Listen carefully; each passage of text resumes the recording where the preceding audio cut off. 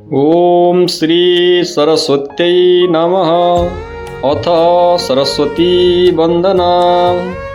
या कुन्देन्दुतुषारहारधवला, या शुभ्रवस्त्रावृता, या वीणावरदण्डमण्डितकरा, या श्वेतपद्मासना, या ब्रह्माच्युतशङ्करप्रभृतिभिः देवैः सता वन्दिता, सा मां पातु सरस्वती भगवती निशेषषाढ्यापहा। शुक्लं ब्रह्मविचारसारपरमा, माध्यां जगद्व्यापिनीं, वीणापुस्तकधारिणीमभयदां जाड्यान्धकारापहम्।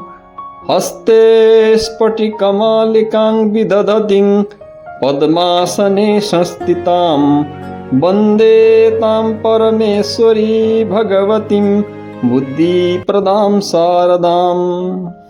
सरस्वती मया दृष्टा, वीणा पुस्तकधारिणी, हंसवाहनसमायुक्ता, विद्यादानं करोतु मे।